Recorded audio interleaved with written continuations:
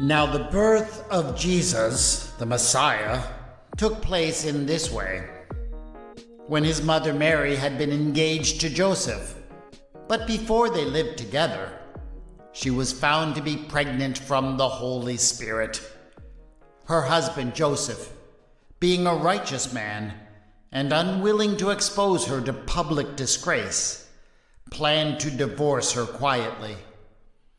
But just when he had resolved to do this, an angel of the Lord appeared to him in a dream and said, "Joseph, son of David, do not be afraid to take Mary as your wife, for the child conceived in her is from the Holy Spirit. She will bear a son, and you are to name him Jesus, for he will save his people from their sins." I love the Christmas story of the birth of Jesus. But there is one thing about it that I always want to keep in mind. There is not just one Christmas story. We have two stories of the Nativity in the Bible. One is told in the Gospel of Matthew, and the other in the Gospel of Luke. Those are the only accounts we have, and both Gospels tell rich and deeply meaningful stories. But they are different stories, concerned with very different details. Luke has angels, a manger, shepherds, and a Roman census. Matthew has dreams, a star, magi, and an angry Jewish king. Luke only focuses on Mary and her decision, while Matthew focuses only on what Joseph does. But every year, what do? We take those two different stories and we smoosh them all together. We somehow manage to get everyone in the same place at the same time. We get the angels, shepherds, the star, and the magi all at the manger. We harmonize the two different stories. And I get that we are sentimental about that harmonized tale. If you tell the story without any magi at the manger, people will go ballistic. Even though Matthew insists that they were not there, and that they visited the family in a house that they owned. If you set up a manger scene without a star shining down, you will get the same complaints, even though Luke says nothing about any star. My problem with this is not that the confusion gets in the way of figuring out what actually happened when Jesus was born. I am quite content to admit that we may never know exactly how that went down. What bothers me is how little respect this shows to the original gospel writers. When we twist and distort Matthew's nativity story to make sure that it doesn't contradict Luke's, we end up robbing Matthew's original tale of everything that made it so special. And when we twist Luke's story to make it fit with Matthew's, we end up robbing Luke's story. When you reduce everything to the lowest common denominator, you end up with a story that is merely common. And gospel stories are supposed to be anything but common. For example, if you read Matthew's nativity story closely, it becomes obvious that Joseph is living in Bethlehem at the beginning. He has a house there. A house where the Magi visit him, Mary, and Jesus. According to Matthew, Jesus only ends up growing up in Nazareth because Joseph chooses to hide out there after King Herod's attempt to kill the child and their return from Egypt. That is central to the whole story in Matthew, and yet it contradicts what the Gospel of Luke says about the family being from Nazareth and how they were only passing through Bethlehem when the baby was born because of the census. We have long tended to smooth out that contradiction, and we do it by just ignoring the clear indications that Matthew gives of Joseph's deep roots in Bethlehem. We skip over Matthew's portrayal of Joseph as a leading citizen, descended directly from a line of kings whose comfortable life is torn apart, first by scandal and then by the persecution of a mad king. But that is a great story. It deserves to be told all on its own. So I'm going to tell it to you. This is Retelling the Bible.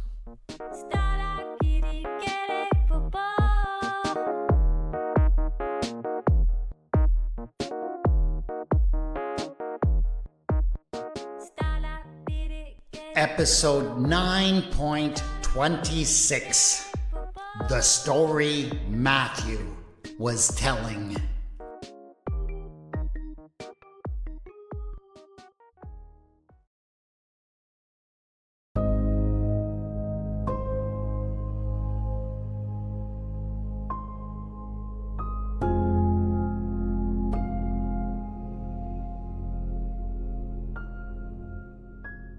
Joseph remembered the day when his engagement was announced.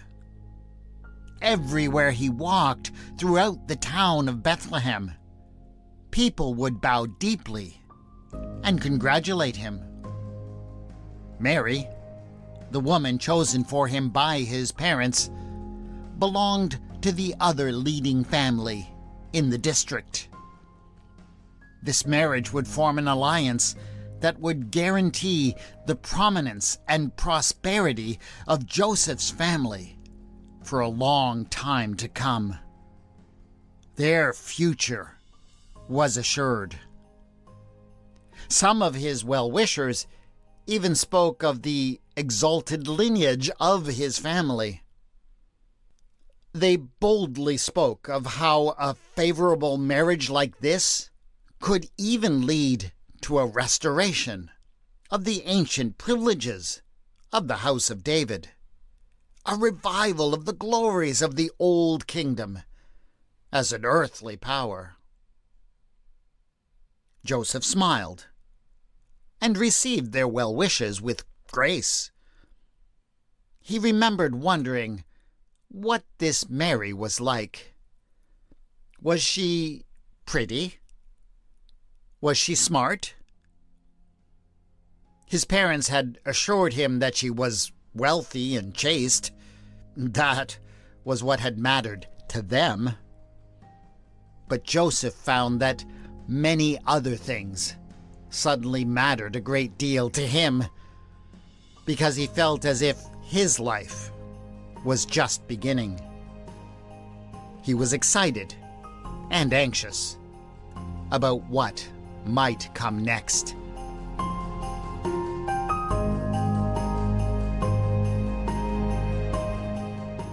The day when the news about Mary's pregnancy spread throughout the town was quite different.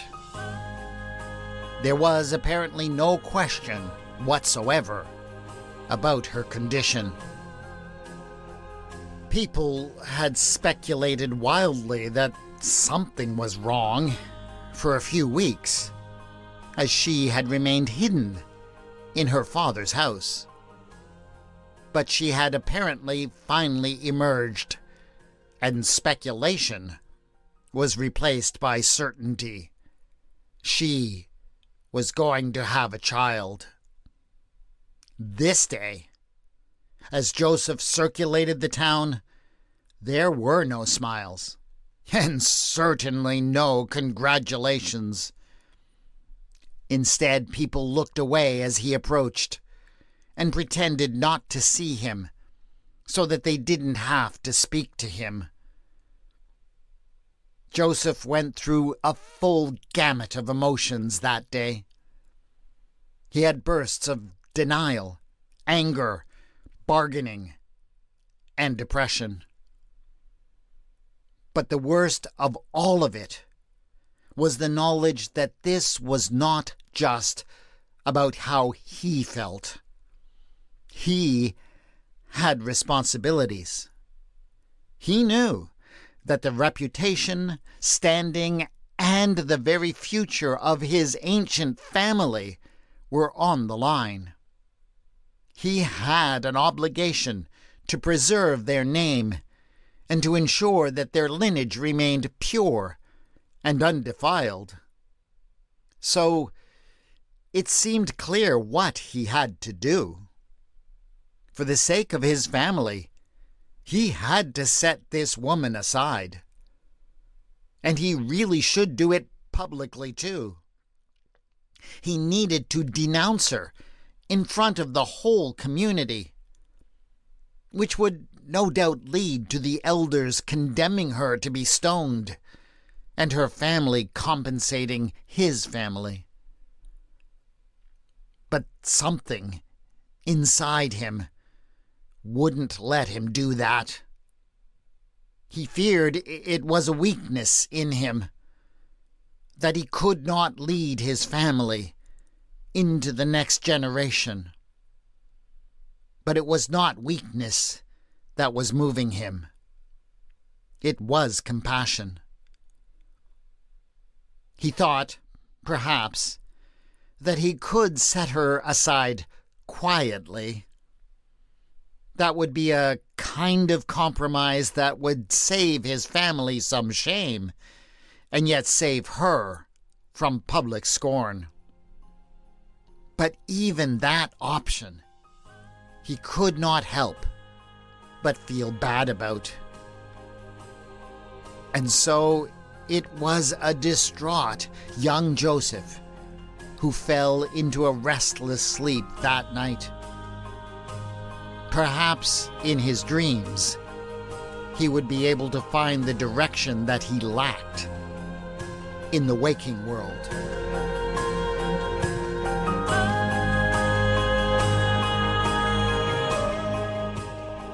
And then came the night, a couple of years later. Joseph, instructed by his dream, had gone through with the marriage. He and Mary became husband and wife, and a few short months later, her child was born. He and Mary were happy together, and, perhaps in spite of himself, Joseph adored the little boy. But what he had gained in a new and happy home, Joseph had certainly lost in terms of his social standing. His family would barely speak to him, and not to Mary at all. People he had long considered friends would cross the street when they saw him approaching. All day long, as he carried out his business, he would see people whispering to each other as they glanced darkly his way. His family was still prosperous and important, but now their standing seemed so fragile. But on this day, everything had come to a head in his mind. Strange visitors had come by the house. They had come from far away, from Persia. They had brought gifts for the child and declared that he was born to be a king. This was something that they had discovered by searching the stars using their arcane arts. That had been gratifying in itself. Joseph had long felt that there was something truly extraordinary about the young boy, Jesus, and it was nice to have that confirmed.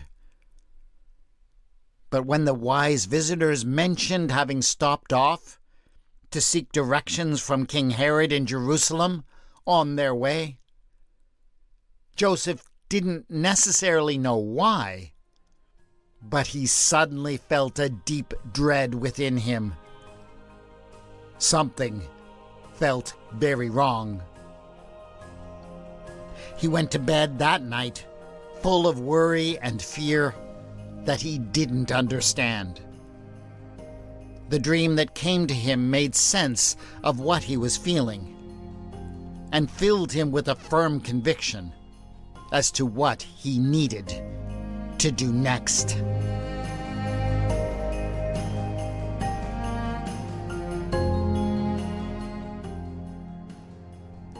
After that, Joseph had fled to Egypt with Mary and the boy. He had attempted to warn others, but his diminished standing in Bethlehem did not incline anyone, not even his own family, to listen to his dream-fueled ravings. So they had gone alone to Egypt and waited there among the Jewish community. Joseph could no longer rely on his family property to sustain them, so he was forced to find work wherever he could. Fortunately, Alexandria, the second largest city in the empire, with a large Jewish community, was growing in those days, and there was a lot of construction taking place. They were so desperate for laborers that when a random Judean who could barely speak the local language showed up looking for work, nobody asked any questions. Joseph learned a great deal about basic carpentry and stonework on the work sites of Egypt.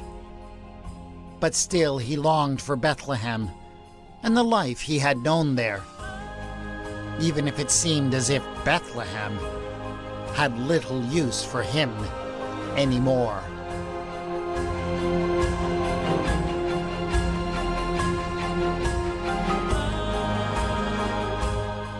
When the news spread throughout the diaspora community that Herod the Great had finally died, Joseph felt as if the time to return had come. Within a week, he had packed up his growing family, and they were on the highway back towards Judea. When they were about halfway home, they heard the news that apparently Herod's kingdom had been divided up among his sons. Archelaus had been given the territory of Judea.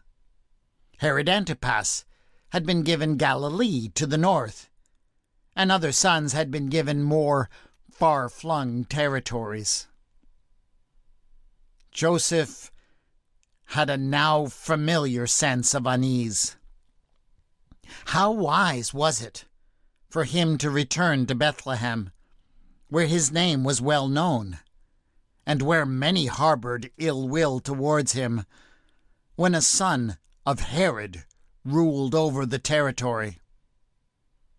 Surely Archelaus would discover him in no time at all. He only needed to ask the first passerby. But what should he do?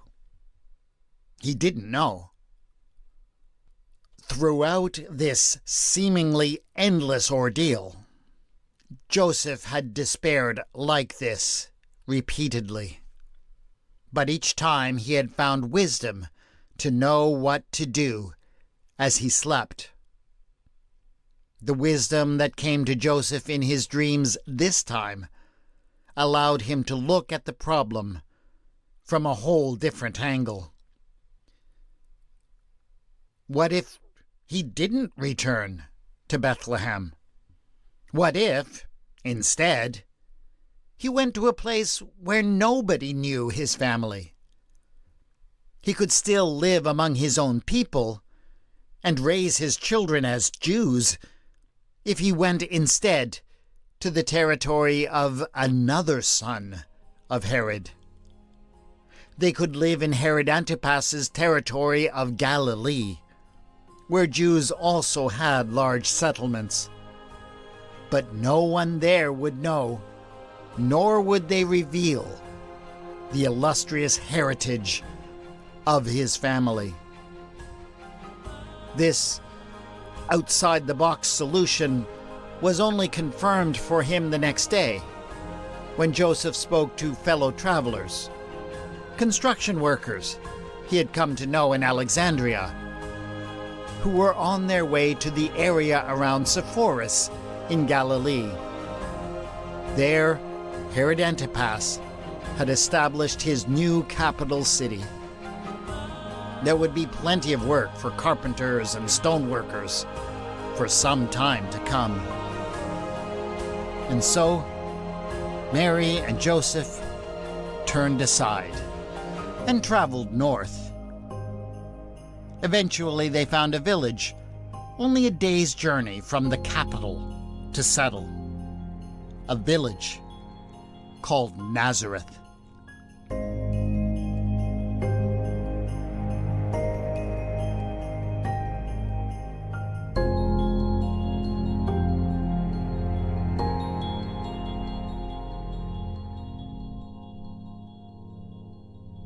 Yes, Matthew tells a very different story of the Nativity of Jesus than Luke does. One thing that really strikes me about his story, when I let it stand alone and stripped of all the elements that have become connected to it by osmosis from Luke's story, is the price that Joseph must pay. When Mary and her unexpected child come into Joseph's life, he loses a great deal. He loses the status and honor that meant so much in that society, becoming a pariah in his own town.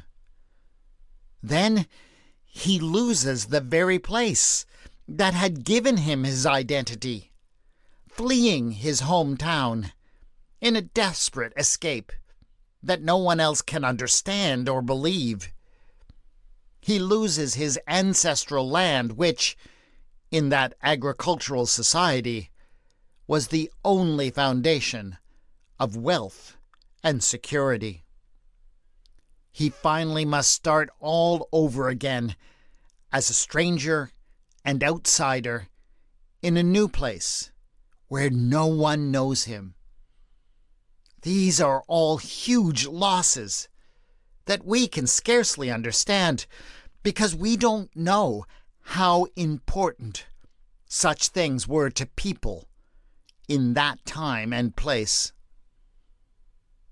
But somehow, I suspect that Matthew wants us to understand that Joseph regretted none of it.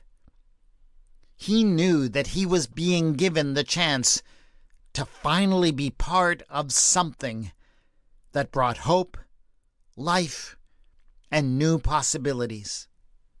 He was given a new family and identity that meant the world to him. He did not mind the cost. And that, I believe, is something that makes Matthew's story of Christmas very special.